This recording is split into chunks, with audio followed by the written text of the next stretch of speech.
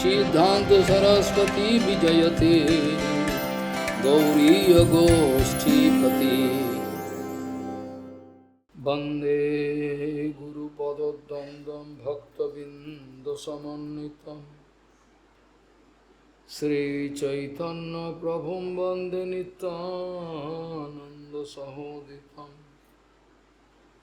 श्रीनंदनंदनं वंदे राधिका चरणोदयं गोपीजनसमायुक्तं बिन्दावनं मनोहरं वाञ्छाकल्पतरुश्च कृपा सिन्धुभ्यश्च पतितानं पावनेभ्यो वैष्णवेभ्यो नमो नमः। मूकं करोति वाचालं पङ्गुं लङ्घयितगिरिं यत्कृपातमहं वन्दे परमानन्दमाधवं वृन्दावै तुलसीदेव वै पिया वै केशवस्य च कृष्णभक्तिपदे देवी सत्त्ववत्त्वयि नमो नमः। नारायण नमस्कृत्य नरं चैव नरोत्तमं देवीं सरस्वतीं व्यासं ततो जयो संकीर्तने कृष्ण कथोपदेश गौरीयपत्रस्य प्रकाशने च सदानुरक्त गुरुभक्तियुक्तो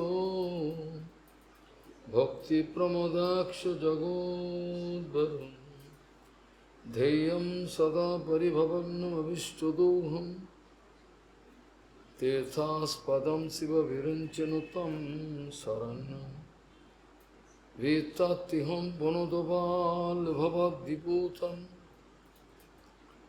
वन्दे महापुरुषते चरणारविन्दं यत्पादपल्लवनखचन्दमणिच्छटाय विस्फुरिजित किमपि गवधू स्वदर्शो पूर्णानुराग स्वसागर सारमूर्तिः साराधिकामयि कदा कृपां करोसि। श्रीकृष्ण चैतन्य प्रभु नित्यानंद श्री अद्वैत गदाधर शिवसदि गौरभक्तबिंद श्रीकृष्ण चैतन्य प्रभु नित्यानंद श्री अद्वैत गदाधर शिवसदि गौरभक्तबिंद। हरे कृष्ण कृष्ण कृष्ण हरे हरे हरे राम राम राम हरे हरे।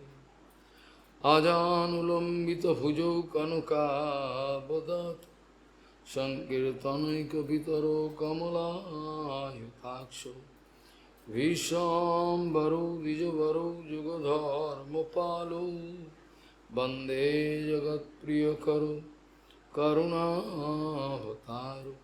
हरे कृष्ण कृष्ण कृष्ण हरे हरे हरे राम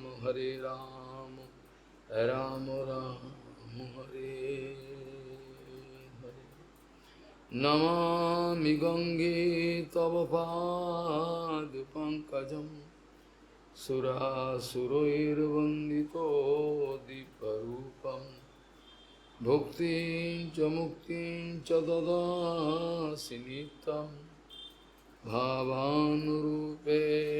सदा नराणां गंगातरङ्गरमणीयजटाकलापं गौरी निरन्तरविभूषी त्वमभागं नारायणो प्रियमनङ्गमदापहारं वाराणसीपुरपति भज विश्वनाथं वागीशजुष्व वदने लक्ष्मीर्यस्य च वक्षसि यस्यास्ति हृदयसंवित् त्वं निसिंहमहं भजे।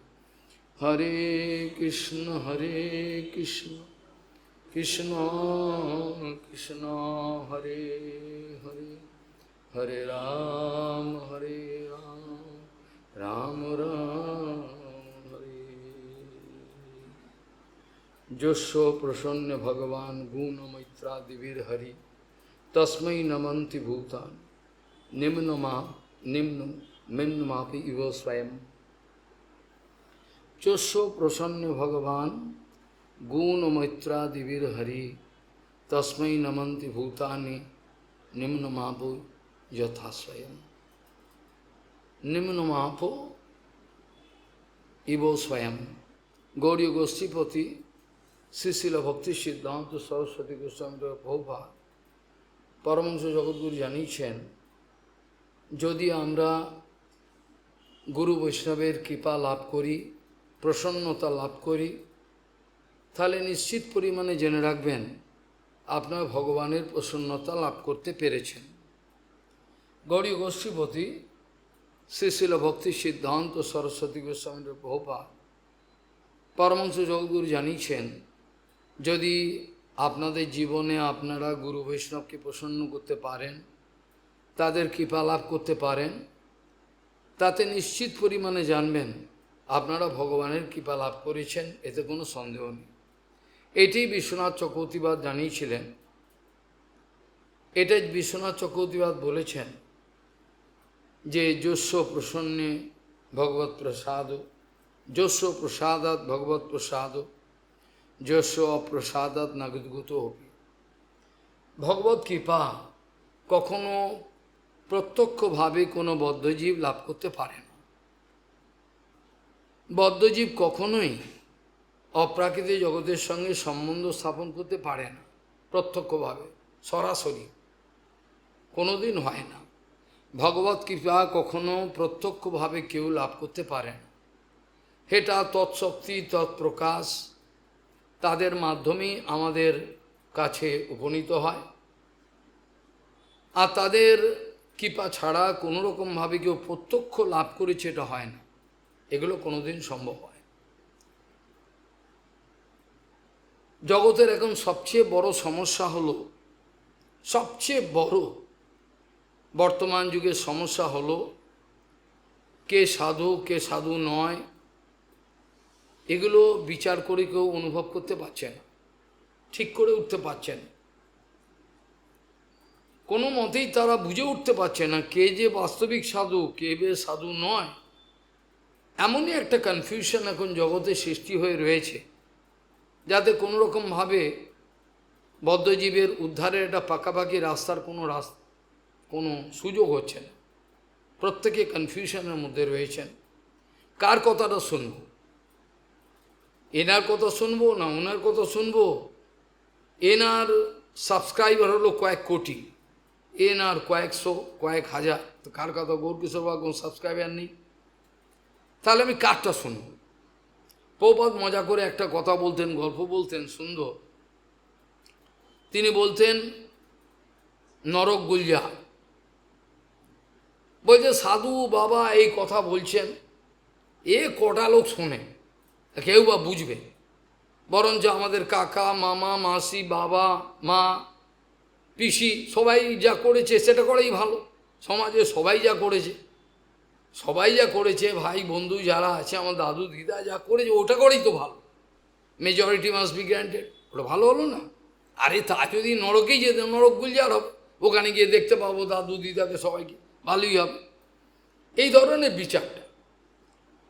কিন্তু যারা বাস্তবিক পক্ষে একটু শ্রদ্ধা লাভ করেছেন, আমি লৌকিক শ্রদ্ধার কথা বলছি, লৌকিক শ্রদ্ধা বানের জলে ভেসে যায়, লৌকিক শ্রদ্ধা বানের জলে ভেসে যেতে পারে, কিন্তু শাস্ত্রীয় শ্রদ্ধা, শাস্ত্রের কথা বলেছেন, অনুভব করেছেন, সাধুগুরু বৈষ্ণবের মহিমা কিছু উপলব্ধি করেছেন, অবশ্যই তাদের বিরাট। যারা মুড়ি মিছিড়ে একাকার করতে চাইছেন না, কিছু বুঝেছেন শাস্ত্রে, তাদের কথা বলছি। তারা অন্তত প্রভুপাদের আনুগত্য এই কথাই বলবেন, আমি সেই সাধুর চরণ কমলে আশ্রয় নেব যিনি আমাকে শতকরা শতভাগ মঙ্গল দিতে পারবেন। আমি সেই গুরুর চরণে, সেই সাধুর চরণে আমি আত্মনিবেদন করব, যিনি আমাকে শতকরা শতভাগ আমাকে আমার মঙ্গল দিতে পারবেন। যিনি আমাকে আমার প্রিয় বস্তুর প্রেরণা দেবেন, আরও বেশি করে তুই চোরাবালিতে ডুবে যা, আরও বেশি করে তুই বিষয় ডুবে যা। আমার প্রিয় বস্তু আমাকে যিনি প্রেরণা দেবেন যে এটা করো ওটা করো, প্রেরণা দিয়ে ভালো হওয়ার জন্য, আমি ভালো গুরু। প্রভুপাদ বলছে ইনি তো হিংসা করলেন, ইনি তো জীব হিংসা করলেন, এনাকে কি ভগবান ক্ষমা করবেন? ইনি তো জীব হিংসা করলেন। কালকেও আলোচনা করছিলাম, জীব হিংসা করবার জন্য তুমি গুরুগিরি করো না। তুমি জীব হিংসা করার জন্য, জীবকে ভ্রান্ত পথে পরিচালনা করার জন্য, বদ্ধজীবের পকেট কাটবার জন্য, তাদেরকে ভ্রান্ত পথে পরিচালনা করবার জন্য তুমি গুরুগিরি করো না, মিথ্যে পথে পরিচালনা করো। আমি তাদের যেটা ভালো লাগে সেটি আমি প্রশ্রয় দিলাম। বহুপাদ তো ভয়ঙ্কর হিংস্র, এ তো আমার ক্ষতি করছে, এ তো আমার শত্রু, একে আমি গুরু কি করে বলবো? কিন্তু জগতের লোক একেই বলছে গুরু। জগতের লোকের মঙ্গলের কোনো রাস্তা নেই। প্রভুপাদ বলছেন হিংসা করবার জন্য, জীব হিংসা করবার জন্য গুরুগিরি করো না, এগুলো জীব হিংসা। দীক্ষার মাধ্যমে লক্ষ হাজার হাজার ব্যক্তিকে ভ্রান্ত পথে পরিচালনা করা, এটা হলো জীবহিংসা। এর চেয়ে বড় জীবহিংসা হয় না। জীবহিংসার কথায় প্রভুপাদ ব্যাখ্যা করেছেন, অনেকেই জীবহিংসা কথাটার মানে বোঝে ফিজিক্যাল অ্যাসাল্ট, তাহলে বাস্তবিকভাবে তার শরীরে কিছু মারধর করলাম, কিছু করলাম, তাকে কিছু পীড়া দিলাম, এটা জীবহিংসা। প্রভুপাদ বলছেন জীব তো আর শরীর নয়, এই শরীরটা রক্তমাংসের একটা খাসি, এই যে শরীরটা এটা তো আর জীব নয়। জীব তো জীবাত্মা ভেতরে রয়েছে, জীবে প্রেম করে যে এই জন সেই জন, এরম বলছেন লোকে, আর লোকেও সেটা বিশ্বাস করছে। খাসির মাংস খাচ্ছেন, গরুর মাংস খাচ্ছেন, সবই ভালো, তাতে কোনো আপত্তি নেই। কেন অনেক বেশি লোক তাদেরকে সাপোর্ট করছেন, ওই জন্য এটি ঠিক। এটা বর্তমানের অবস্থা হয়ে দাঁড়িয়েছে, যেখানে পরম সত্যবস্তু জানবার কোনো হৃদয়ে কোনো প্রেরণাই নেই, যেখানে পরম সত্যবস্তু জানবার প্রেরণাই নেই, যেখানে আমি প্রতিজ্ঞা করে ঘর থেকে বেরোইনি, যেখানে আমি প্রতিজ্ঞা করে ঘর থেকে আমি হুজুকে বেরিয়েছি, যেখানে আমি প্রতিজ্ঞা করে ঘর থেকে বেরোইনি, ডু অর ডাই, আমি ভগবানকে লাভ করব, জগতের মঙ্গল করব, নালে মরব, এর মধ্যেখানে আমি কোনো বিচার করব না, ফিরে আসব, সব আমার সুবিধের ব্যাপারগুলো এগুলো আমি করতে পারব। যারা এই সংকল্প নিয়ে ঘর থেকে বেরিয়েছেন যেন গুরুবর্গ, তারা আর গৃহে সমাবর্তন করবার জন্য ফিরে যাননি, তারা ফিরে যাননি। যেটা গৌরকিশোর দাস বাবাজি মহারাজের মাথা, আপনি রিটার্ন টিকিট করে এসছেন ধামেতে, একজন নতুন শুনলাম রিটার্ন টিকিট করে তো কেউ ভেবে আসে না, এখানে একেবারে পাকাপাকি করে আসতে হয়, ধামে রিটার্ন টিকিট করে আসে, মুশকিল ব্যাপার তো শুনিনি কোনো দিন। যারা ধামে আসে তারা যদ্গত্বা ননিবর্তন্তে ধ্যামম পরমম, এটা তো আমরা বিচার জানি। আপনি রিটার্ন টিকিট করে নতুন শুনলাম, যাক ভালো কথা। প্রশ্ন হলো, এই কালকে আলোচনা প্রসঙ্গে বলা হচ্ছিল, যো ভক্তি ন্যায়রহিতম অন্যায়ন সেনতিজ, যে ব্যক্তি ন্যায় কোনো কথা বলছেন না, শাস্ত্রের কোনো কথা বলছেন না, শাস্ত্রের কোনো বিচারই নাই, এরকম ধরনের কথাগুলো তিনি বলছেন। আর যারা প্রতিবাদ না করে শুনছেন, আমি কালকেও বলেছি, তারা প্রত্যেকেই যো ভক্তি ন্যায়রহিতম অন্যায়ন শৃণতিজ, যে শাস্ত্রীয় বিরুদ্ধ কথা কীর্তন করছেন, লিখছেন, তার নিজের পেজেতে শিষ্যকে দিয়ে করাচ্ছেন, শিষ্যের গোলামি করছেন, তাদের এবং তাদের ফলোয়ার যারা আছেন তাদের কাউরই মঙ্গল হবে না। মঙ্গল তো দূরের কথা, শাস্ত্র বলছেন তাদের ভয়ঙ্কর বিপদ। যেটা শাস্ত্রে বলছেন, উপদেশম করতি এব ন পরীক্ষাম করতি, যে খালি উপদেশ করে নিজের জীবনে পালন করে দেখেনি। এই যে উপদেশটা করলাম, কত ধানে কত চাল, আমি তো মুখ দিয়ে বলে ফেললাম, কিন্তু আমি নিজেকে আমার জীবনে পালন করে দেখেছি। কত ধানে কত চাল বলতে তো ভালো লাগে, আমাদের বলতে তো ভালো লাগে, মুখ রয়েছে ব্যবা ব্যবা বলে দিলাম, নিজের দোষ কেউ দেখতে পায় না, পরের দোষ খালি, নিজে তো একটাও দেখতে পায় না, পরের দোষ জীব দেখতে পায়। এটা প্রভুপাদ বলছেন যে অন্যায়ভাবে শাস্ত্রীয় বিরুদ্ধ কথা বলছেন আর যিনি শুনছেন তাদের উভয়ের কাউরি কোনো মঙ্গল হবে না। আর শাস্ত্র বলছেন যে উপদেশ করছে কিন্তু লিখছে লিখছে বলছে সবই করছে, সব মুখস্থ করা, কিন্তু নিজের জীবনে আচরণ করে দেখছে না। প্রভুপাদ বলছেন ভগবানকে সন্তুষ্ট করবার মতো এত সহজ রাস্তা আর নাই, কিন্তু ওইটাই আমরা দেখতে পাই। আমরা কানা, আমরা হচ্ছে কানা। ভগবানকে সন্তুষ্ট করবার মতো প্রক্রিয়া, এত সোজা প্রক্রিয়া কিছু নাই, কিন্তু আমাদের মতো অমানুষগুলো পারে, আমার মতো পারে না। কেন? সরলতা নেই। ভগবানকে সন্দেহ একটাই দরকার, সরলতা দরকার, আর গুরু বৈষ্ণবকে বিশ্বাস দেওয়া ধরব, তার মধ্যে কোনো দোষ দেখব না, তার কোনো কৈফিয়ত দিতে হয় যদি কোনো ভুল কেউ দেখে ফেলে, বলা যায় না। ওই জন্য এটাও জীবে দয়া বলে রাখা ভালো।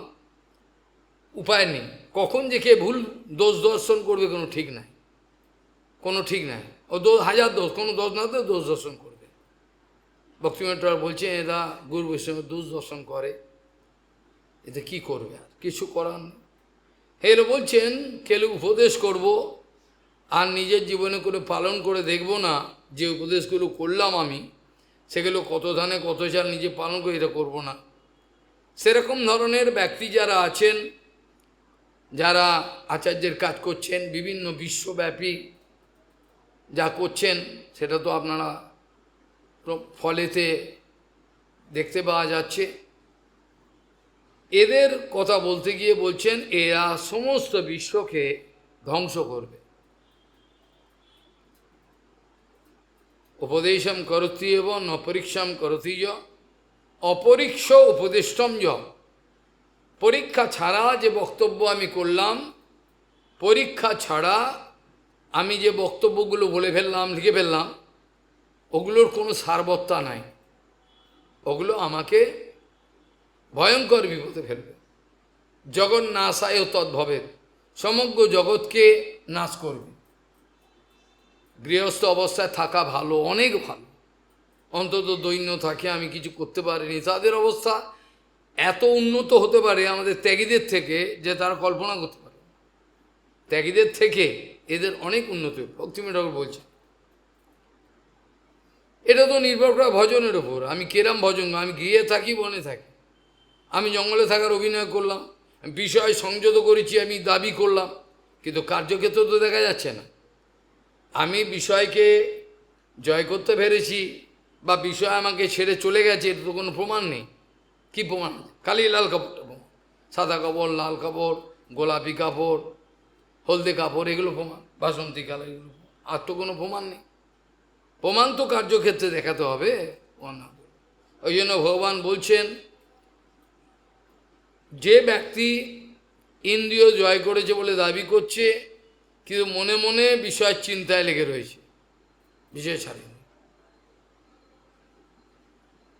বাইরের দিকে দেখাচ্ছে যে বাহ্যেন্দ্রিয় সংযম্য যে মনসা আস্তে স্মরণ, বাইরে ইন্দ্রিয়গ্রামকে সংযত করেছি বলে ভদ্রলোক সাজছে, কিন্তু মনে মনে সেই বিষয়ের চিন্তাই লেগে রয়েছে, এখনো আসক্তি যায়নি। টাকা পয়সা, কামিনী কাঞ্চন, প্রত্যেক বস্তুতেই কিন্তু আকর্ষণ, একটা প্রমাণ করতে পারবেন, কোনো একটা প্রমাণ করতে পারবেন না। টাকার লোভ গেছে, খাওয়ার লোভ গেছে, কামিনী কাঞ্চন লোভ গেছে, প্রতিষ্ঠা, কিচ্ছু প্রমাণ করতে পারবে, একটাও প্রমাণ করতে পারবে, প্রমাণই করতে পারবে।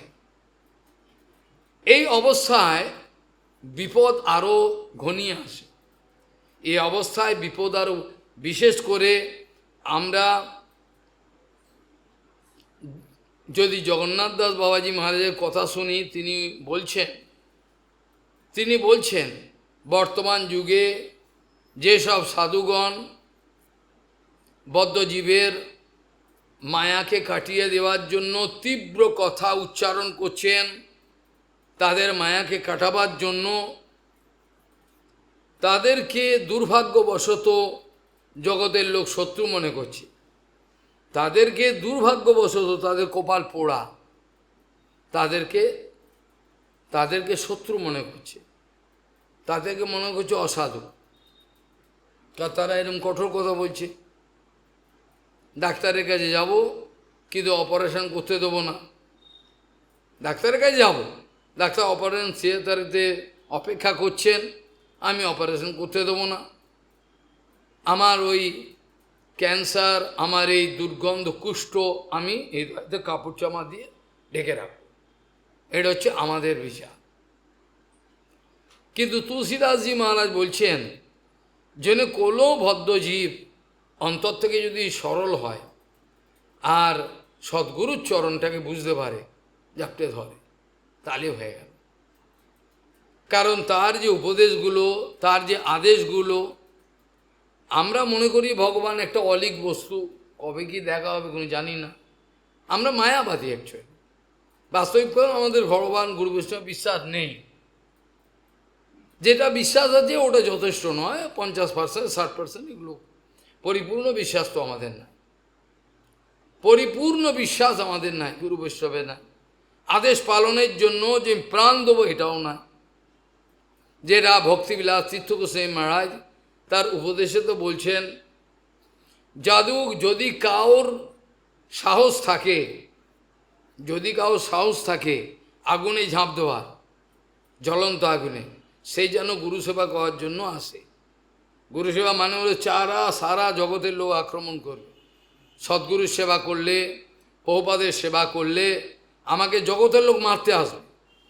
আমি যদি মায়ার সেবা করি, আমি ভাগবত বলছি, মায়ার সেবা যেই করব কাল থেকে যায়, খালি জয়কার দেবো, কিচ্ছু করবো না, খালি জয়কার, যেসব পতিত গুরু আমি সেগুলো জয়কার দেবো, সব চলে আসবে।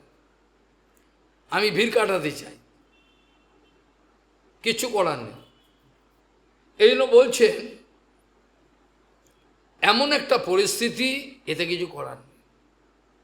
মায়ার সঙ্গে যখনই আমি কম্প্রোমাইজ করব, আর যাকে যা হয়েই থাকে, সঙ্গে সঙ্গে লাভ, পূজা প্রতিষ্ঠা, টাকা সব বৃষ্টির মতো আসবে, কিছু করার।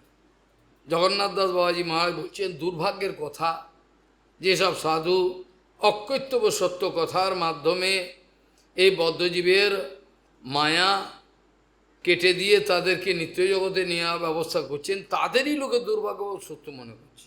হায় হায়, জগতের কোনো চোর যদি থাকে, ছ্যাঁচোর যদি থাকে, কোনো সময় তাদের মঙ্গল হবে। কিন্তু গুরু বৈষ্ণবের কাছে থেকে যারা চোর, নানা রকম চুরি করছে, লাভ, পূজা প্রতিষ্ঠা চুরি, টাকা পয়সা বিভিন্ন, তাদের এক পয়সাও চুরি ভগবান ক্ষমা করবেন। জগন্নাথ দাস ভাই, জগতের লোকের চোরেদের কোনো সময় মঙ্গল হবে, হতে পারে, কিন্তু এদের হবে না, কোনোরকমভাবে হওয়া সম্ভব। প্রথম কথা হলো, পরম পূজ্যপাদ কেশব গোস্বামী মহারাজ জানাচ্ছেন, পরম পূজ্যপাদ কেশব গোস্বামী মহারাজ জানাচ্ছেন, সব গুরুবর্গের কথা, সমস্তই গুরুবর্গের বিচারটা আমাদের হৃদয়ে হয় ভগবান তাদের কৃপাতে, যে আমরা গুরু বৈষ্ণবের কাছে যাই। ভক্তিমোহন ঠাকুরও বলছেন, আমরা গুরু বৈষ্ণবের কাছে যাওয়ার অভিনয় করি, কিন্তু বাস্তবিক আমরা অভিগমন করি না, আর তাদের চিনতেও পারি না। এই জন্য সত্যিকারের বাস্তব গুরু বৈষ্ণবকে গেছেও আমরা খালি হাতে চলে আসি, আমরা খালি হাতে ফিরে চিনতে পারি না। ও হতে হয় নাকি এরম ব্যবহার, গালাগাল ফালাগাল দেয়, চলে গৌরকিশোর বাবা যেসব গালাগাল দিতেন আমি বলতে পারবো না, সব বইতে লেখা আছে। এই করতে এসছ, এগুলোই তাদের মন্ত্র, গালাগালটাই তাদের মন্ত্র, এতে মন্ত্রের থেকে বেশি ফল হবে। ভগবান যেন গালাগাল খায়, সন্তোষ, এর লেখা আছে না চৈতন্য চরিতামৃত, হ্যাঁ, গোপী যদি মান করি করে ভৎসন, বেদস্তুতি হইতেও হরে মর্মন, ভগবান বলছে। গোপিকাগঞ্জ থেকে দু চারটে গালাগাল দেয়, তাহলে পাণ্ডারা গালাগাল দিচ্ছে, জগন্নাথকে খুশি হয়, কেন? ভালোবাসা আছে। এইভাবে পরম পূজ্য কেশব গোস্বামী মহারাজ বলছেন ভক্তিবিনোদ ঠাকুর বলছেন যে আমরা সাধুর কাছে গিয়েও সাধুকে চিনতে না পার ফের চলে আসে। আবার অসাধুর কাছে গিয়ে এই পেয়ে গেছি আমি, এই হচ্ছে সাধু, এই পেয়ে এই তো এতদিন খুঁজছিলাম, সুবিধের ব্যাপার, এইবার পেয়ে গেছি, আর চিন্তা। ভক্তিবিনোদ ঠাকুর বলছে এইভাবে আমরা চিরকাল বঞ্চিত হয়ে যাচ্ছি, আমাদের বাঁচাবার কিছু, কপাল খারাপ, কিচ্ছু করার।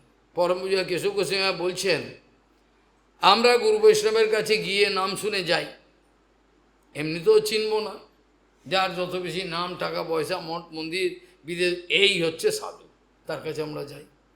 কিন্তু তার কাছে গিয়েও তাদের কথাবার্তা, তাদের আচরণ, তাদের স্বভাব, তাদের যা কিছু বিচারগুলো আমার মনোমতো আমি দেখতে চাই। যে সাধু আমার মনোমতো কথা বলবে আমি দেখতে চাই, তার মধ্যে করুণা বলে কিছু নেই। হ্যাঁ, কিসব সন্ত গোস্বামী করুণা নেই, এত কঠিন কথা, তা করুণা নেই। আমি দেখলাম, প্রথমেই আমি দোষ দেখলাম, করুণা নেই তার মধ্যে। আমার গুরু মহারাজের কোনো আচার আচরণ এর মধ্যে দেখতে পাই, উনি চরিত্রহীন, উনি চরিত্রহীন, আমার গুরু মহারাজের আদর্শ এর মধ্যে দেখা যাচ্ছে না, এরকম ধরনের বিচার আমার চলে এলো। খুবই ভালো হলো, এতে সুবিধা হলো অনেক। পরমপূজ্য কেশব গোস্বামী মহারাজ বলছেন প্রথমেই আমাদের দোষ হলো আমরা গুরু বৈষ্ণবের কাছে গিয়ে আমাদের মনোপছন্দ যে গুণাবলী, যেগুলো বৈষ্ণবের মধ্যে দেখতে চাই, সেগুলো কেন দেখছি না। আমরা যে গুণগুলো দেখতে চাই এটা কেন দেখছি না, তার নিশ্চয়ই বৈষ্ণব না। তিনি যে কড়া কথা বললেন, বৈষ্ণবের যে 26 গুণাবলীর কথা বলা আছে, সেগুলো যে 24 গুণাবলীর কথা বলা আছে, 26 সব যে তার মধ্যে আছে, কোনোটা আমাকে দেখাচ্ছেন না, কোনোটা তিনি দেখাতে পারেন তার ইচ্ছা হলে, আবার না দেখাতেও পারেন, তোমার ইচ্ছা হলে থাকো, চলে যাও। তারা তো অভাবগ্রস্ত জীব বলে মনে করি আমরা মনে করি গুরু বৈষ্ণব অভাবগ্রস্ত জীব, খেতে পায় না, বিকিরি, এই জন্য আমরা দয়া করছি গুরু বৈষ্ণবকে, এটা আমাদের ভাবনা। গুরুদেব ইংরেজি জানে না, সংস্কৃত কিছু জানে না, কী জানে গৌরদেব, কী জানে, আমি তো কৃপা করছি, আর আমি না থাকলে চিন্ত কে থাকে, ঠিকই তো আমাদের শুনছি মোটে। হ্যাঁ, আমি না থাকলে গুরুদেবকে কে চেনা, ঠিকই তো, ঠিক বলেছেন, ঠিক বলেছেন আপনি, আপনি না থাকলে এই গুরুদেবকে কে চেনা। আমাদের বদ্ধজীবী একটা চি করে, পয়সা নেই, কিছু নেই, বসে, ঠিকই বলেছেন, আপনার বুদ্ধি ভালো। এই হচ্ছে বিষয়। এরা গুরুদেবকে দেখেনি, গুরুদেবকে দর্শনই করেনি। আমি ভাগবত সামনে নিয়ে বলছি, তুলসী সামনে এরা গুরুদেবকে দর্শন করে নাই, প্রভুপাদের সামনে থেকেও বঞ্চিত হয়ে গেছে, প্রভুপাদকে দেখতে পারে না। এরা দীক্ষা নিয়েছে দূরের কথা, আচার্য হয়েছে দূরের কথা, আমি বলছি এরা গুরুদেবকে দেখেইনি। সত্য দেখে, যে বস্তু দেখেইনি তার তো আর কোন কথাই নেই, তার দীক্ষাও হয়নি, দীক্ষাই হয়নি, দিব্যজ্ঞান হয়নি। কিন্তু এখন এগুলোই চলবে। আমরা আমাদের মনের পছন্দসই গুণাবলীগুলো গুরু বৈষ্ণব কাছে যদি দেখতে পাই তাহলে ভালো, নাহলে খারিজ করে দেবো, ক্যান্সেল।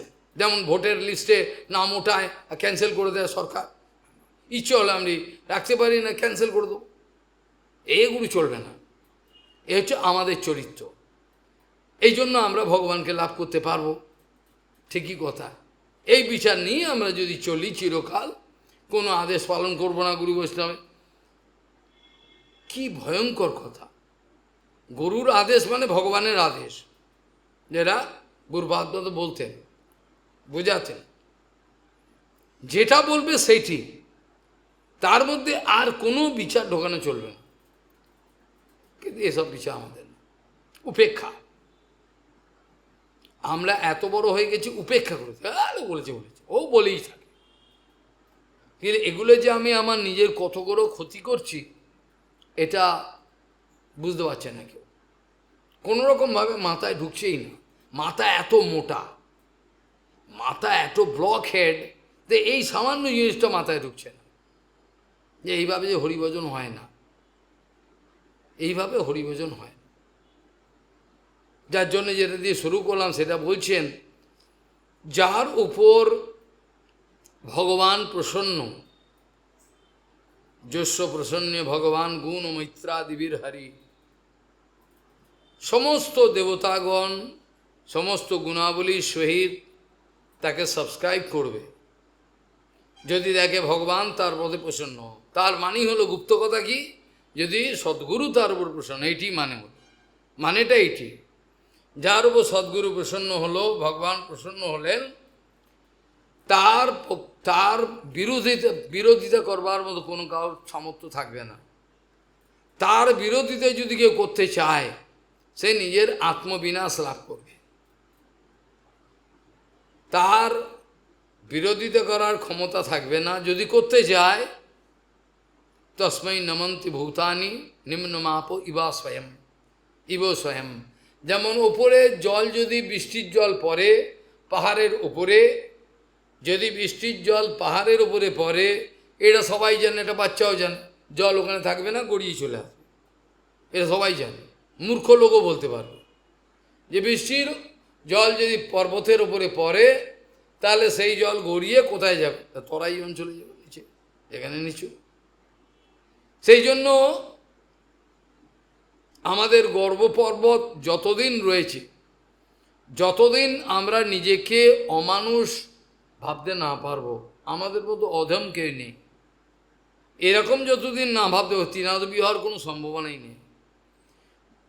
প্রভুপাদের বিচার হচ্ছে এত বিজ্ঞান ভিত্তিক, তিনি বলছেন জগতের লোককে ওরা বোকা বানাচ্ছে। ওরা বলছেন এনার মধ্যে তৃণাদবী নাই, এনার মধ্যে তৃণাদবী নাই বলে ইনি মিষ্টি কথা বলছেন, এরম কথা বলছেন, এরা বোকা বানাচ্ছে জগতের লোক। কিন্তু প্রভুপাদ অঙ্কের মতো হিসাব করে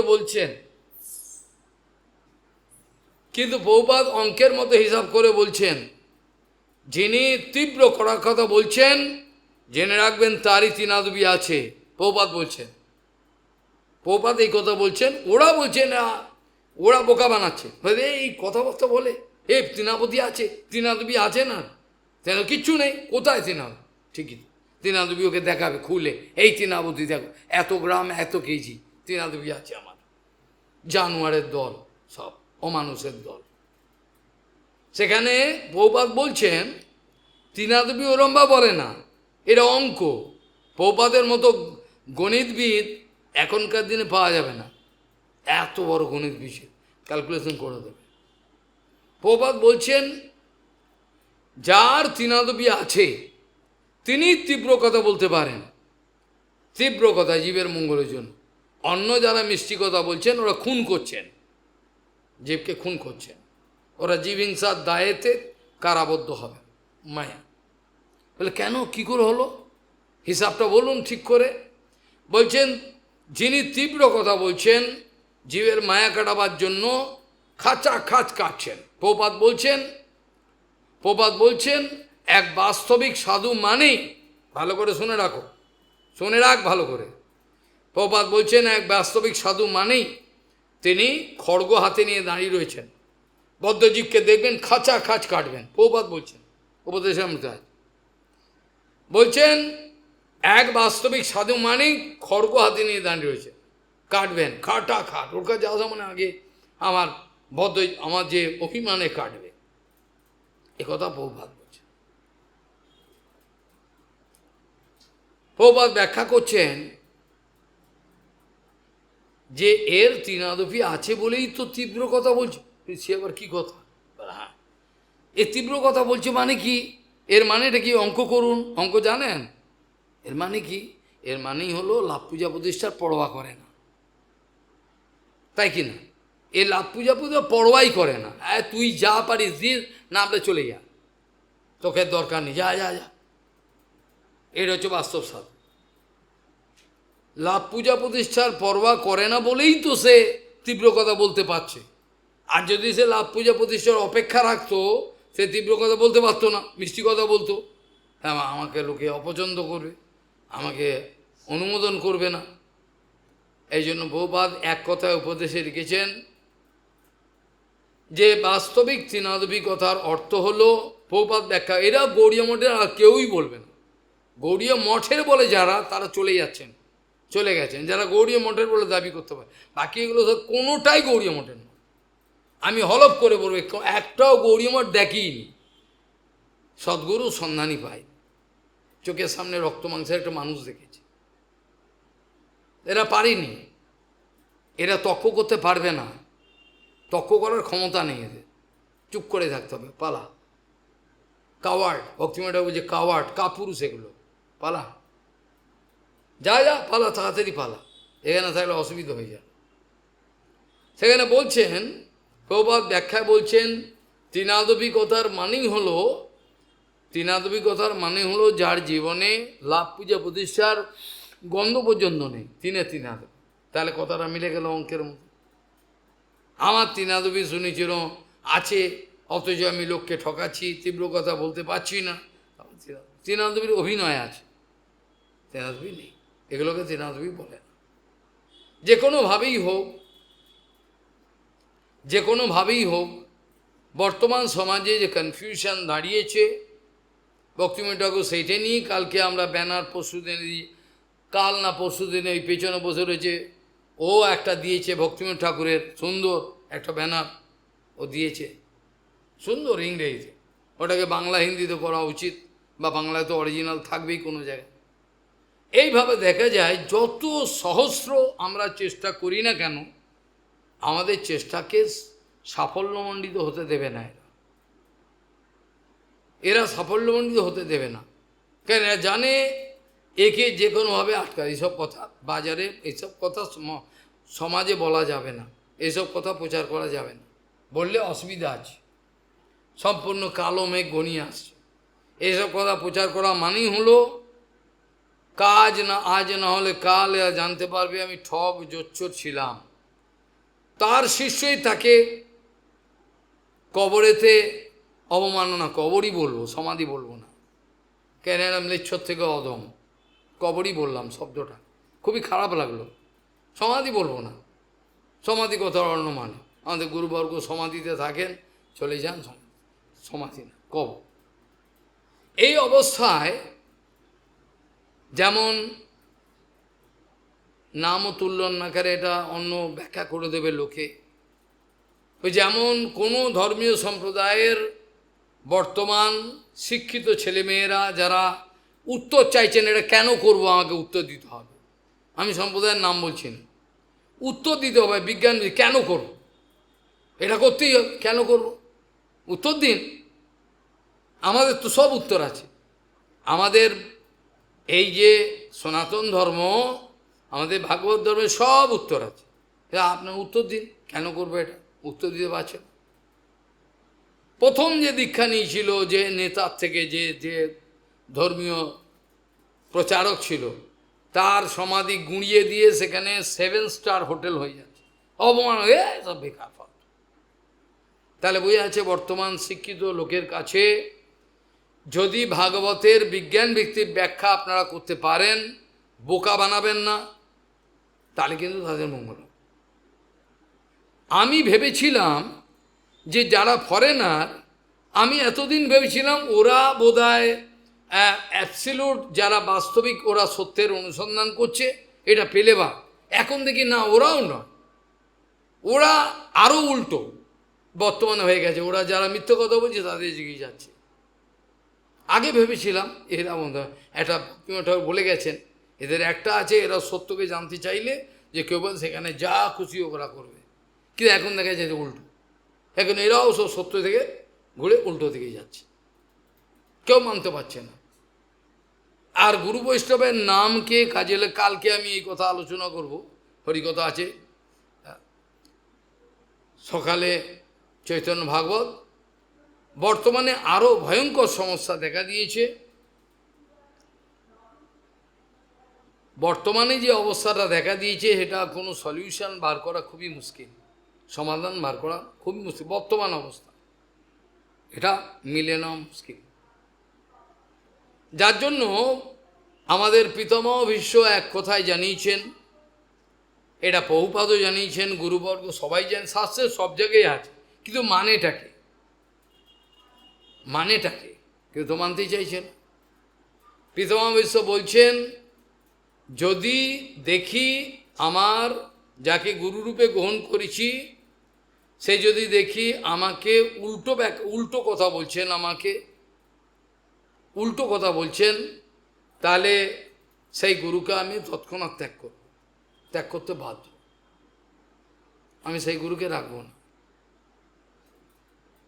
শাস্ত্রবিহিত কথা বলছেন না, পুরো বিরুদ্ধ কথা বলছেন, তাকে ইমিডিয়েটলি ত্যাগ করব।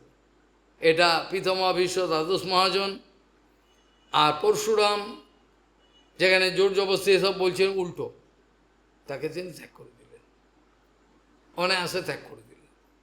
এই কথাগুলোর দ্বারা আমাদের জানতে হয় যে পরম সত্য বস্তু এতটা সস্তা জিনিস নয় যে মামার হাতের মোয়া ইচ্ছা মতো আমি করে নেব।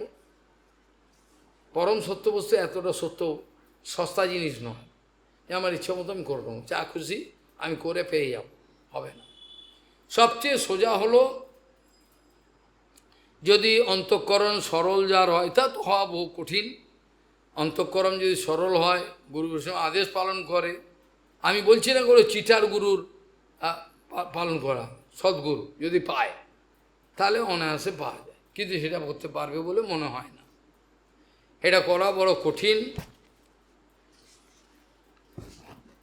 বিগত দিনগুলোতে আমরা আলোচনা প্রসঙ্গে দেখেছিলাম, ভগবান যদিও শুদ্ধ ভক্তির ওপরে আর কোনো কিছুকেই তিনি মনে করেন না, তিনি নিজেও স্বীকার করেছেন, ভক্ত্যা অহম একয়া লভ্য, আমি একমাত্র ভক্তির দ্বারা লভ্য হই, আর কিছুর দ্বারা আমাকে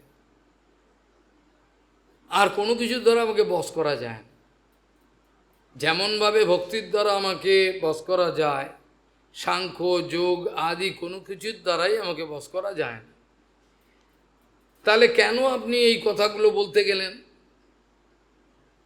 আসনে বসে সোজা হও, মনকে ইন্দ্রিয়গুলোকে দমন করো, এইসব কথা বলবার দরকার কী ছিল? সেটা উত্তর দেওয়া হয়েছিল, এটা বিভিন্ন অধিকারের ব্যক্তি আমাদের সমাজে রয়েছে। যেমন আমাদের কোনো অধিকার বলে কিছু নাই, কেবল কিছু মুখস্থ করা কথা দিয়ে গোপী সাজছে, রাতারাতি গোপী হয়ে যাচ্ছে, কোনো অনুভবের তোয়াক্কা রাখে না। ভক্তিবিনোদ ঠাকুরকে মানলো না, প্রভুপাদকে মানলো না, গুরুদেবকে মানলো, কাকে মানলো বলুন? আমি তো অঙ্ক করে প্রমাণ করে দেবো গুরুদেবকে মানলি তুই, তাহলে এই কথা কেন বললি? কেন এই কথাটা বললি? তোর গুরুদেব বলেছিল? তুই তো বলিস নি, কোত্থেকে পেলি এই কথাটা? যেখানে ভক্তিবিনোদ ঠাকুর বলছেন, বৃক্ষের ওপরে আমি উঠলাম না, বৃক্ষের ওপরে উঠলাম না, কিন্তু নিচে থেকে ফল ধরে টানাটানি করছি, দুষ্ট ফল করিলে অর্জন, বৃক্ষ পরি না চড়ি, কি আছে ওটা? হ্যাঁ, এবার কি করলো? ফল ধরে টানাটানি করছে। আবার ভক্তিবিনোদ ঠাকুর পরিষ্কারভাবে ওখানে লিখেছে যে কিভাবে যদি তুমি বিধিমার্গ রতজনে স্বাধীনতা রত্নদানে রাগমার্গে করায়, আমি অঙ্ক করে পৌঁছে আমেরিকা, রাশিয়া, ফ্রান্স, ইটালি, যে কোনো দেশ থেকে আসুক, আমি কেন তাদের অঙ্ক করতে হতো? গুরুদেব এই কথা বলেছে, অঙ্ক করে বলে দেবো, ও শুনবে না, আসবে না। তো কোত্থেকে পেলো? ভক্তিবিনোদ ঠাকুর বলেছি কি? কোথা থেকে পেলিছি? কোথায় গোপী বানিয়ে দিলি? তোর গুরুদেব কি ব্যাখ্যা করেছে? কি ব্যাখ্যা করেছে? পরিষ্কারভাবে তিনি লিখছেন যে যতদিন পর্যন্ত অধিকার না অর্জন করে ততদিন পর্যন্ত এইসব কথা শ্রবণ।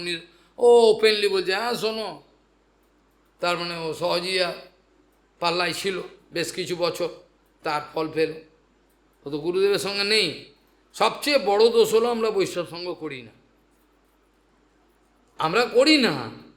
আমরা কাছে থাকি এমনি। রক্তমাংসের পিণ্ডটা, আমার এই রক্তমাংসের পিণ্ডটাকে গুরুদেবের সামনে থাকার রেখেছি, আমি সঙ্গ করেছি এটা বলি। বাস্তবিক সঙ্গ কেউ করে? সঙ্গ করলে পরে সঙ্গ মানে প্রীতি বিনিময়, সঙ্গ মানে তার আচার আদর্শ, তার চলা ফেরা চরিত্র সব কিছু সিদ্ধান্ত বিচার আমার মধ্যে আসতে বাধ্য, কেউ আটকাতে পারে। টাকার বলে এটা আটকাতে পারবে না, টাকার বলে লোকগুলোকে বোকা বানাবে, এসব কথা শুনো না। আর যারা ছেড়ে গেছে আমি তাদেরকে আর পুনশ্চ ডেকে তো আনবই না, এলেও তাদেরকে বললো আপনারা আপনাদের মতো থাকুন, আমার স্বভাব। আমি যারা চলে গেছেন তাদেরকে আনবো না, একবার যাবে চলে যাবে, আর আন পরিষ্কার চলে যাবে, আর আসবি না। কপাল তো পুড়ে গেছে, তাই তোর ভীমরতি ধরেছে, কিচ্ছু করার না। আমরা ভগবানের এই মত, এই যে বিচারটা, এটা আমরা আলোচনা করেছিলাম। ভগবানের বিচার হলো, উদ্ধব তোমাকে আমি এই সব কথাগুলো এত কথা বলছি, তার মানে এটা তুমি ভেবে নিও না যে আমি তোমাকে এইসব উপদেশগুলো দিচ্ছি। তুমি ভক্তিযোগের আমার যেমন আছো তেমনই থাকবে, এই সব কথাগুলো আমি বলছি তোমার জন্য। কিন্তু তুমি আচার্য রূপে তোমাকে জগতে রেখে যাচ্ছি না। আচার্য রূপে যাকে রেখে যায়, তার তেজ, তার শক্তি কার মধ্যে আহিত করে যায় গুরুদেব, এটা বাইরের জগৎ জানতে পারে। কার মধ্যে গুরুদেব শক্তিকে সঞ্চার করে গেল, বাইরের লোক বুঝতে পারে না। যারা তত্ত্বজ্ঞানী তারা বুঝবে, যারা ক্ষয়ের খাঁ তারা বুঝবেন, তারা পাচাটা। যে যখন পৌপাদের ভাষায় বলতে গেলে, যখন যেদিকে হাওয়া বয়, পৌপাদের গল্প লিখেছেন সুন্দর, যখন যেদিকে হাওয়া বয় সেদিকে উড়ে যাবে, যখন যেদিকে হাওয়া বইবে সেদিকে ঘুরবে, কোনো অসুবিধা কিছু। এরকম অবস্থা পৌপাদ বলেছেন, কিছু করার নেই। এই জন্য তিনি বিগত দিনে আমি বলেছিলাম, বিগত দিনে বলেছিলাম যে হৃদি অবিচ্ছিন্ন অঙ্ক্যারম ঘণ্টনাদম বিশৌর্ণবৎ প্রাণীন উদ্দীর্য তত্রাথ পুনঃ সংবিশ্বরম। যে স্বরটা ভেতরে স্বয়ং উত্থিত হচ্ছে, শত ভেতরে ও শব্দ চলছে ভেতরে। আর আমি কথাও বলেছিলাম কিভাবে প্রত্যেকটা এখানে মূলাধার থেকে আরম্ভ করে স্বাধিষ্ঠান, মণিপুর, অনাহত, বিশুদ্ধ আজ্ঞাচক্র আর সহস্রার চক্র, এগুলো সব বলেছিলাম। এগুলোতে ধীরে ধীরে যারা বাস্তবিক যোগ শিক্ষা করেছেন, যারা বলছেন গরুর মাংস খেয়েও করা যায়, যেখানে তার গুরুদেব বলছেন যে তুই নাকি জগৎকে শিক্ষা দিবি, তুই নাকি বামন গোস্বামী বলছেন, তার ছোটবেলাকার নাম ছিল বিলে, তুই নাকি জগৎকে শিক্ষা দিবি বলে সাধু হয়েছিস, হ্যাঁ তুই এরকম আচরণ করছিস, কি শিক্ষা দিবি?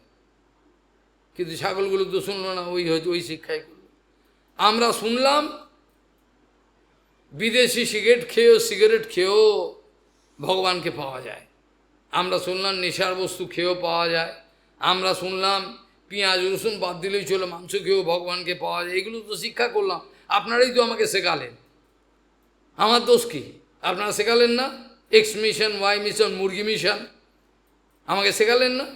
আমি তো ছোটোবেলায় দেখেছিলাম কত বড় বড় সমস্ত, একটা মাছকে বোধহয় 4 জন তুলতে হবে, এত বড় 2-4 জন মহিলা কাটছেন, বারান্দাতে দেখতাম। এরাই তো সাধু। কেশব গোস্বামী বলছেন আমাদের হয়গ্রীব ব্রহ্মচারী, মাধব, এরাই তো, আপনি উল্টো, এরা সাধু নয়, আপনারাই সাধু। আপনি ভুল বলছেন, এরাই তো সাধু, আমরা সাধু নয়, আমরা এগুলো হজম করতে পারবো না, সেই জন্য আমরা পালাচ্ছি। আপনি উল্টো বলছেন কেন?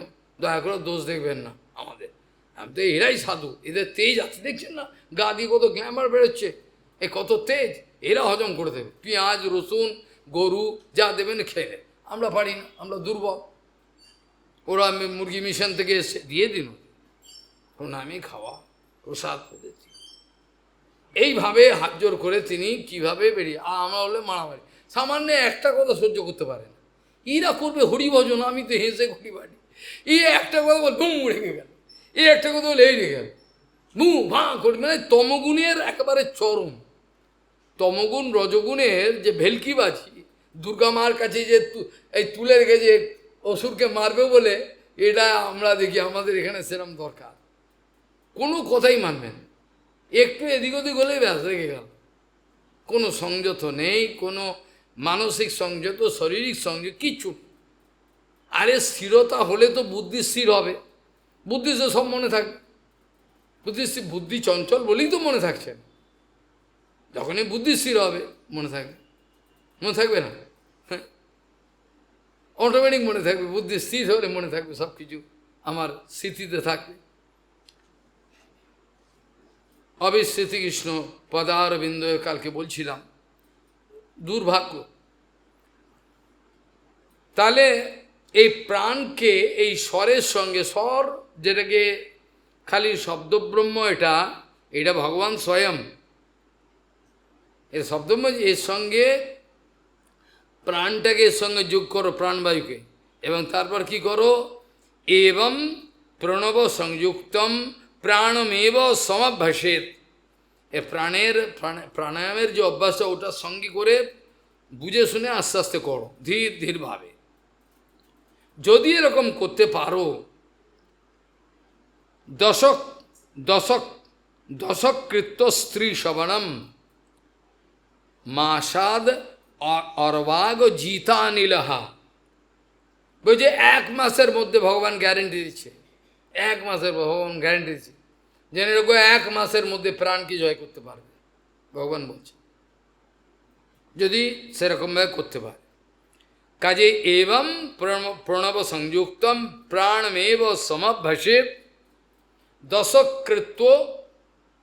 দশকৃত্য স্ত্রী শবনম মাসাদ অর্বাগ জিতা নীলহা। শ্বাস জয় করতে পারবে, প্রাণ জয় করতে পারবে, এটা তার অনায়াস সিদ্ধ। মূলাধার থেকে মৃণাল সূত্রের ন্যায় অবিচ্ছিন্নভাবে হৃদয়ে অবস্থিত ঘণ্টানাদ যুক্ত ওঙ্কার শব্দকে প্রাণবায়ু দ্বারা ধীরে ধীরে এখান থেকে তুলতে তুলতে মস্তকে নিয়ে গিয়ে তারপর সেই ওঙ্কারেতে এটা উদাত্ত শব্দ, অনুদাত্ত, উদাত্ত বিভিন্ন শব্দ আছে।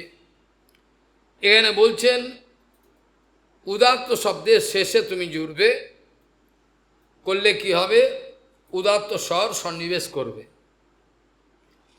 এটা করে কী লাভ হবে বলছেন, এই প্রণালীতে যদি তুমি প্রত্যহ 3 বার, এই প্রণালীতে, যে প্রণালী উদ্ধব আমি তোমাকে বলছি, এই প্রণালীতে যদি দিনের মধ্যে 3 বার, সকাল, দুপুর এবং সন্ধ্যা, সকাল দুপুর এবং সন্ধ্যা 3 বার, 3 সন্ধ্যা বলা হয়, এটা হচ্ছে জাংশন বলা হয়, একটা গড়িয়ে চলে যায়, একটা ঢোকে, ওই সময়কার যে সময়টা, এটা বিরাট পাওয়ারফুল হয়, এটা জেনে রাখবে। যখনই কোনো ধরো সন্ধ্যা, রাত্রির হয়ে গেল, এই রাত্রি কেটে ভোর হচ্ছে, এই যে সন্ধিক্ষণগুলো, এগুলো প্রচণ্ড পাওয়ারফুল হয়, প্রচণ্ড, মানে আগুনের মতো। যে ব্যক্তি এই সময়গুলো কাজে লাগাতে পারে, খালি খাওয়ার ঘুম, কখন আমি আমার চুক্তি কাজটা সর্বদার ঘুমিয়ে, চুক্তি আছে আমার সঙ্গে, বলে মা তুমি বললো মা, আরাম, চুক্তি কাজ, এটা নয়, এটাকে ভজন বলে না, এটাকে ভজন বলে না। এরকমভাবে কোটিকাল ভজনগুলো হয় না। গুরুদেবের কী দোষ? আমার তো দোষ যেমনি নিশ্চয়ই প্রভুপাদের কথা বলতে গিয়ে কেশব গোস্বামী বলছেন, প্রভুপাদের সময় যেসব লোকের অধঃপতন হলো, তার জন্য কি আমরা প্রভুপাদকে দায়ী করব? প্রভুপাদ দুর্বল ছিল, তার শক্তি ছিল না। কি বলতে চান আপনারা? আপনারা কি বলতে চান? এইভাবে দেখা যায় 3টে সন্ধ্যার যে সময়টা, আবার যুগ সন্ধ্যা আছে, যুগ সন্ধ্যাও কিন্তু পাওয়ারফুল। যুগ মানে একটা যুগ যাচ্ছে আর একটা যুগ প্রবেশ করছে, কথাটা বোঝা গেল? একটা যুগ চলে যাচ্ছে, এটাও কিন্তু বিরাট পাওয়ারফুল। এই সময় কেউ যদি থাকে, সেরকম যদি করতে পারে, তার হয়তো কেউ কেউ বেঁচেও থাকে, সবাই তো আর চলে যায় না, থাকতে পারে, বলা যায় না। দাপরে সমানুপ্রাপ্তে, টুমরো আই ক্যান এক্সপ্লেন, দাপরে সমানুপ্রাপ্তে সেখানে কি হয়েছিল, তৃতীয় যুগ পর্যায়ে, তৃতীয় যুগ পর্যায়ে বিপর্যয়, যখন দাপর সমানুপ্রাপ্তি দাপর যখন আসতে চলেছে, তৃতীয় যুগের সন্ধিক্ষণ, সেই সময়তে ব্যাসদেব গোস্বামীর আবির্ভাব হয়েছে। সবাই বলছে দাপর যুগে ব্যাসদেব এসে, কিন্তু শাস্ত্র বলছে তো না, হাত বলছে না, দাপর যুগে তো নয়, ব্যাসদেব গোস্বামী তো ত্রেতা যুগের শেষের দিকে রামচন্দ্র যখন, তার আগে পরে এখানে এসছে কিছু তৃতীয় যুগ সন্ধিক্ষণ আমরা কী করে করব? আমরা যদি মনে করি, এটা মনে করাটাই ভালো, কি মা কলিযুগ চলে যাচ্ছে, ভালো করে চিন্তা করুন, আপনার হিসাব মতো আপনি করে নিতে পারবেন যদি ভুল করতে চান, আর যদি সঠিকভাবে বিচার করেন, কলিযুগ চলে যাচ্ছে গিয়ে সত্যযুগ ঢুকছে, কথা সেটাকে যদি আমি প্রথম সন্ধিক্ষণ ধরি ক্যালকুলেশনে, এটি স্বাভাবিক, তাহলে সত্যযুগ ঢুকলো, সত্যযুগ থেকে যখন ত্রেতাযুগ হলো, তাতে দ্বিতীয় সন্ধিক্ষণ হলো, আর ত্রেতাযুগ থেকে গড়িয়ে গিয়ে এবার দাপর যুগে ঢুকবে, তাহলে ভাগবতে যদি এই কথাটা বলে থাকে, আমার হিসাবটা ঠিকই আছে, দাপরে সমানুপ্রাপ্তে তৃতীয় যুগ পর্যায়ে, এই যে হলো, হিসাবটা মিলে গেল। আর যদি কেউ হিসাব করে বলো না, সত্যযুগ চলে গিয়ে তেতা চলে গিয়ে এত হচ্ছে না, আপনি কি হিসাব করছেন, উল্টো বলবে, তো যেরকম যার ভাব সেরকম করবে। কাজেই এখানে এই প্রণালীতে তিনবার যদি তিন সন্ধ্যায় প্রত্যেকে কান খুলে যেন শুনে নেয়, যদি কেউ ভজন করতে খাবো দাবো থাকবো, প্রভুপাদ এই কথা বলছেন, এই বিচার নিয়ে যা, তাদের কথা আমরা বলছি না, তাদের কোনো সুবিধা হবে না।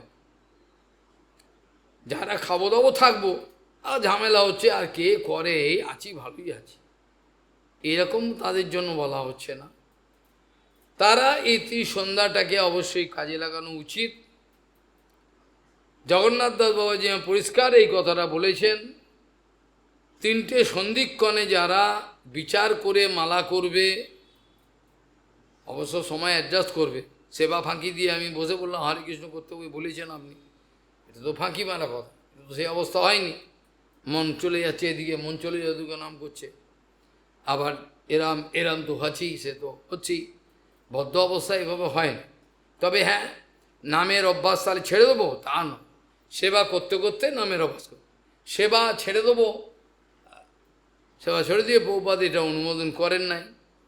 কাজেই জগন্নাথ দাস বাবাজি মহারাজ বলছেন, তিন সন্ধ্যা যারা বিচার করে নামের সংখ্যা করবার চেষ্টা করবেন, মন্ত্র জপ করবেন, তাদের বিশেষ সুবিধা হবে। জগন্নাথ দাস বাবাজি মহারাজ বলেছে উপদেশ। নাম সংখ্যাটাকে আমরা যদি একবারে নাই পারি, ভাগ করে নিলে কিন্তু হয়, কিন্তু করবো না, করবে না তো তোর ক্ষতি তুই করছিস, কার ক্ষতি কে করছে, কার ক্ষতিটা নিজের ক্ষতি নিয়ে করছে, গল্পের পর গল্প যায়, নানান রাজ্যে গল্প শুরু করে দিল, ক্যা করে, আরে এত কথা কোথা থেকে পায়, যেখানে হরিকথা বলেই এরম অবস্থা, হরিকথা বলবার জন্য আমাদের এই জিহ্বা রয়েছে, কীর্তন হলো কী করে। যাই হোক, এখানে বলছেন যদি তিন সন্ধ্যা এইভাবে 10 বার করে প্রাণায়াম যোগ ওঙ্কার ধ্বনি সমেত যে অভ্যাস করবে, এরূপ করলে ভগবান বলছেন 1 মাসের মধ্যে প্রাণ জয় হয়ে যাবে। 1 মাস যদি কেউ নিয়ম মতো করে, যদি কেউ এর কিছু লোক আছে ধৈর্য বলে কিছু নেই, এত অধৈর্য, মানে কোনো ধৈর্য বলে কিছু নেই, কোনো একটা কিছু বললে কোনো ধৈর্য নেই, তো কী করবে তার? ধৈর্য তো দরকার। ধৈর্যটা নরোত্তম ঠাকুর বলছে সবচেয়ে বড় প্রেম লাভে ধৈর্য ধন, এত বড় ধন এটা সম্পত্তি, দুজন এই অস্থির। যদি কোনো বলা হয় তোমার যে অবস্থা, এটা মানসিক অবস্থাটাকে আরো কন্ট্রোলে আনা যায় যদি 3 বার, কখন করব। এই যে কালী মায়ের সেই গান করে, আমি সকল কাজের পাই হে সময় তোমারে বুঝিতে পাই, আর প্রণাম করতো আরে এরম বলেছি, এরম ভাবে বলেছি কি, কত সাবধানভাবে করবার কথা, ধৈর্য নেই, হবে না। যাদের না দিয়ে জীবনটা শুরু হয়েছে তাদের কি করে আর হবে? যাদের না দিয়ে শুরু, জীবনটাই না, যারা বল না, আরে হ্যাঁ তো বলতে শিখতে হয়, হ্যাঁটা বলতে হ্যাঁ হবে। এই জন্য নেপোলিয়ান বোনাপার্টের মতো ব্যক্তি, কে বল নেপোলিয়ান বোনাপার্ট, কে বুঝছো? হ্যাঁ, নেপোলিয়ান, হ্যাঁ, impossible is a word which is found in the dictionary of a foolish. Impossible, অসম্ভব বলে কথাটা একমাত্র যারা বোকা তাদের ডিকশনারিতে সম্ভব সব হতে পারে, সম্ভব হয় না। অত এটা মেটেরিয়াল কথা, এটাকে আমি অপ্রাকৃত কথার মধ্যে আনছি না, জাগতিক কথার মধ্যে চেষ্টা থাকলে হয়। ইংরেজিতেও কথা আছে না, while there is will there is way। কার ওরা অতটা বোকা না, কিছু নিশ্চয়ই আছে, নাহলে বলতো না। অপ্রাকৃত বলছি না, প্রাকৃত ভূমিকায় ধরো। এবার প্রশ্ন হলো, ভগবান এবার কোথা দিকে কোথায় এবার টানছেন দেখো, কায়দা করে কোথায় নিয়ে আসছেন দেখো। বলছেন হৃৎপুণ্ডরীকম অন্তস্তঃ মূর্ধনালম মধুমুখম ধ্যাত্যোর্ধ মুখম উন্নিদ্রম অষ্টপত্রম সকর্ণিকম। কি সুন্দরভাবে বলছে, আমাদের হৃদয়ে পদ্মফুলটাকে উল্টো করে দিলে যেরকম হয়, ওইরকম করে দিলে সেরকম আমাদের ব্যবস্থা আছে ভেতরে। হৃৎপুণ্ডরীকম, হৃদয়ের অন্তঃকরণে হৃৎপুণ্ডরীকম অন্তস্থম ঊর্ধ্বনালম অধোমুখম ধ্যাত্যোর্ধ মুখম উন্নিদ্র অষ্টপত্রম সকর্ণিকম কর্ণিকায়ম ন্যাস্যত সূর্য সোমাগ্নি, সোমাগ্নি উত্তরোত্তরম। এটা বলতে গিয়ে ভগবান বলছেন যে কি করবে। ভগবান বলছেন দেখো, দেহের মধ্যে, সেদিনও আলোচনা করছিলাম, আমাদের যে এই যে এখান থেকে মূলাধার থেকে যে উঠছে, এটা যে কত বড় গুরুত্বপূর্ণ কেউ কেউ ভাবতেই পারছেন। আমরা দেখেছি প্রভুপাদ থেকে আরম্ভ করে শ্যামানন্দ প্রভুর ছবি, বিভিন্ন ভক্তিবিনোদ ঠাকুর কখনো এরম করে নাম করছেন, সিরা হয়ে দেখতে দেখবে, এগুলো রহস্য আছে, এগুলো রহস্য আছে।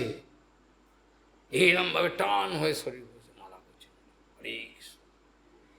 এইখানেই আমাদের যে ফিলিংগুলো, এইখান থেকে আস্তে আস্তে কিন্তু ঊর্ধ্বমুখে যাবে। যেটা যোগীরা বলে কুলকুণ্ডলিনী উদ্বোধন, সেটা তো আছেই, সংকীর্তনের মাধ্যমে করা যায়।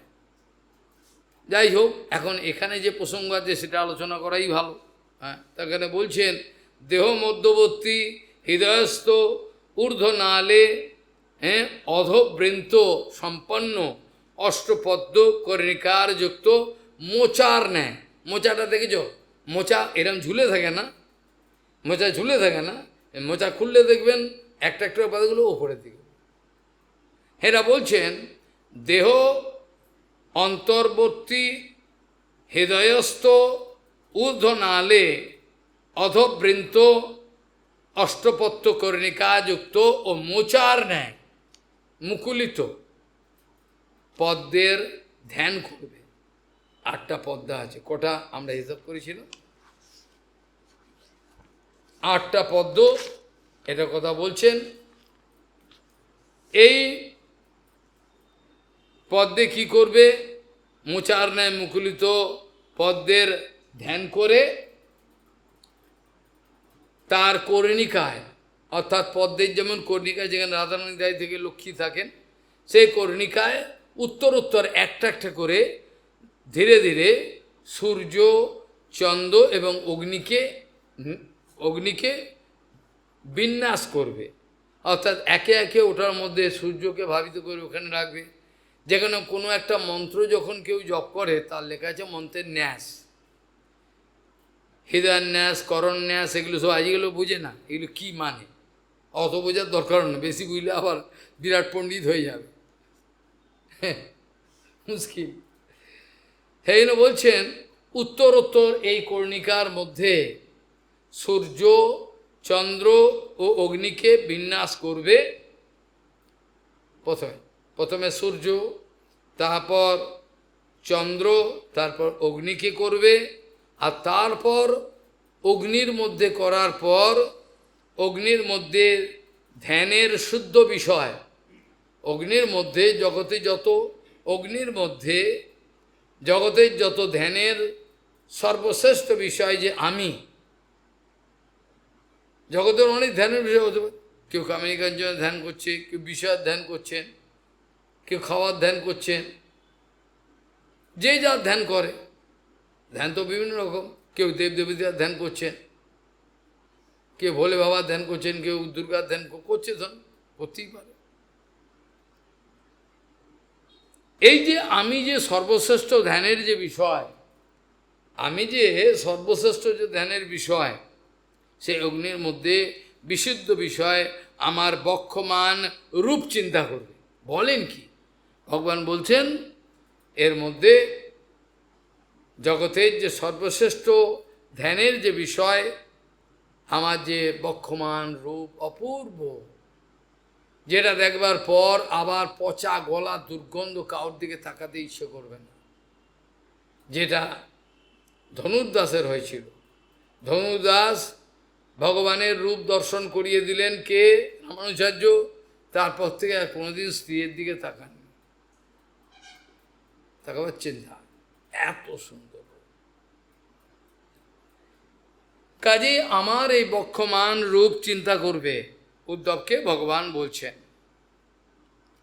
আর সেই জন্য বলছেন হৃৎপুণ্ডরিকম অন্তস্তঃ মূর্ধনালম মধুমুখম ধ্যাত্তোর্ধ মুখম উন্নিদ্র অষ্টপত্রম সকর্ণিকম কর্ণিকায়ম ন্যস্যেত সূর্য সোমাগ্নি উত্তর উত্তরম, ধীরে ধীরে একে একে করবে। তারপর কি করবে?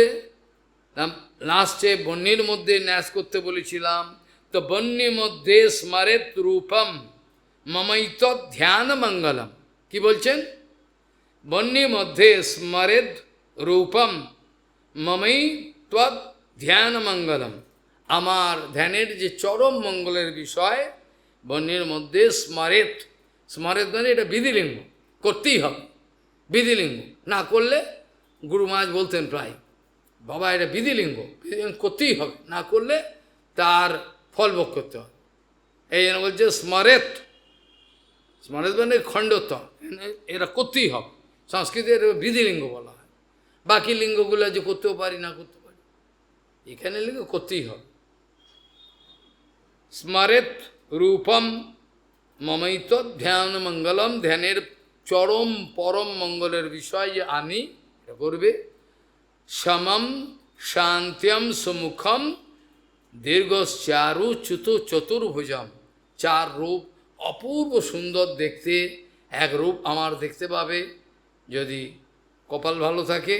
সমম প্রশান্ত্যম সুমুখম অপূর্ব রূপ, আর দীর্ঘ চারু চতুর্ভুজম, চার ভুজ দেখতে পাবে অপূর্ব, শঙ্খ চক্র গদা পদ্ম, আমি হাসছি অপূর্বভাবে সেটা দেখতে পাবে। কার কপাল ভালো?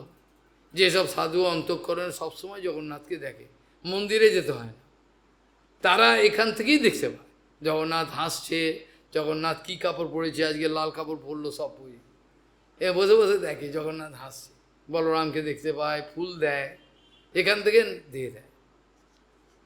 এরকম অবস্থায় আমাদের যাওয়া উচিত। বদ্ধ অবস্থাটা ভালো কথা নয়, এটা দুঃখের কথা। এটা দিয়ে আমি থাকবো, আপনার বাবার কি, আমার মতো আমি থাকি, কেন বিরক্তি, এটা ভালো কথা, এটা নির্বোধের কথা। ছেড়ে দিন, আমি ভালোই আছে, মাতালের কথা গুরুপাদ বলতেন। এক মাতাল সেই বর্ধমানে যাচ্ছেন, গিয়ে বংশীদাস বাবাজি মহারাজের সঙ্গে দেখা হলো, বর্ধমানে আমাদের ভক্তিবন মৌসুম মাসে সব সাধুরা যাচ্ছেন, ট্রেন থেকে নেবে, তখনকার দিনে তো হেঁটে হেঁটে একটু যেতে হতো। বংশীদা বাজে একটা বট গাছে তলায়, বংশী বট, বট দেখলেই বংশী বট, এই বসে পড়লেন। এবার ফুল মালা নিয়ে আরতি নিয়ে, বাবা আমাদের ওখানে যাবেন না, আমাদের ওখানে যেতে হবে, ওখানে হ জামু জামু, যাও তাহলে বলে। ও আর মনে নেই, জিজ্ঞেস করছেন আমাদের ওখানে মঠে একটু চলুন, তো ভালো কাছে এসছেন, জামু জামু বলে, আর কিছু না বলে দিল। তারপর ভুলে গেল, বংশী বটে ভগবানকে পেয়ে যারা কোথায় যাবো, ব্যাস হয়ে গেল, আরতি করতে আরম্ভ করলো। এই হলে সাধু। জীবনটাকে পুরো জগতের লোককে বয়কট করো, খালি আমরা পারছি না, খালি আমাদের প্রচার করবা আদেশ বলে। কিন্তু যেসব সাধু যে জগৎকে অনায়াসে এখন বললে বয়কট করে দেবে, ওইরকম থাকবে, সব যা যেখানে পারি যান, আর দরকার নেই, এইরকম অবস্থা। কিন্তু পারে না, প্রভুপাদের দয়া, প্রভুপাদের আদেশ। নিজের ভালো খালি মঙ্গল করলে তো চলবে না, জগতের মঙ্গল করতেই হবে। পরে আলোচনা প্রহ্লাদ মহারাজকে যে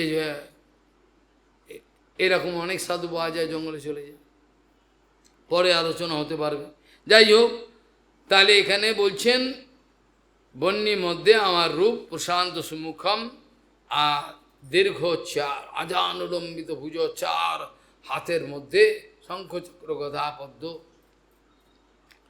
সুচারু সুন্দর গ্রীবম সুকপলম শুচিস্মিতম, সমান কর্ণ বিন্যস্ত স্ফুরত মকর কুণ্ডলম।